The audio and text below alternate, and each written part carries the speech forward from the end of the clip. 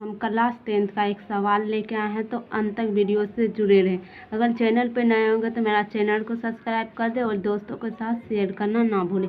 चलिए हम सवाल पे चलते हैं। आपका इम्पोर्टेंट सवाल है दोस्तों। ऑब्जेक्टिव से लेके सब्जेक्टिव में आपका पूछा जाता है सवाल।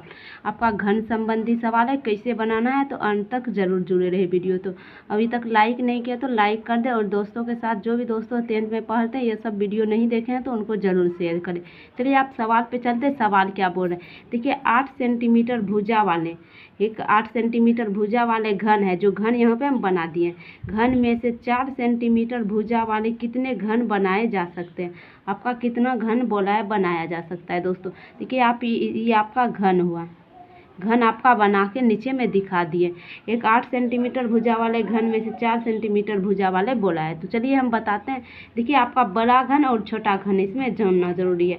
तो आपका बड़े घन हो जाएगा,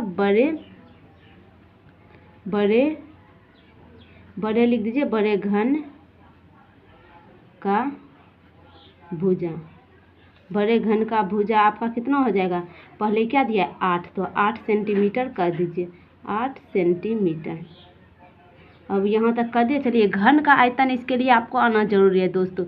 यहाँ पे लिखेंगे इसलिए घन का आयतन, घन का आयतन। घन का आयतन आपका भुजा क्यू होता है, यानी कि ए क्यू। भुजा क्यू को हम ए क्यू भी बोल सकते हैं, यानी कि भुजा क्यू को हम ए क्यू भी बोल सकते हैं। भुजा क्यू को ए क्यू से हम सूचित करते हैं। यहाँ तक देखिए आपका कितना दिया है भुजा, 8 सेंटीमीटर। तो हम क्या करेंगे, 8 गुना 8 3 दाल लिख देंगे, कर देंगे 8 दाल 3 दाल लिख दिए। अब छोटे घन लिखेंगे, यहाँ पर करेंगे इसलिए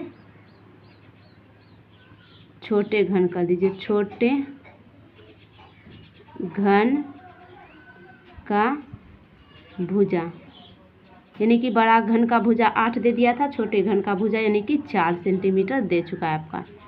4 सेंटीमीटर कर दीजिए। फिर से यहाँ पे लिखिए घन का आयतन, घन का आयतन कर दीजिए यहाँ पे, इसलिए घन का आयतन, घन का आयतन बराबर कर दीजिए, आयतन बराबर क्या होता है भुजा क्यू यानी कि ए क्यू। भुजा क्यू को हम ए क्यू भी लिख सकते हैं। तो आपका 4 का क्यू होगा, तो इसे यहाँ पे भी 4 गुना 4 3 बार लिख सकते हैं।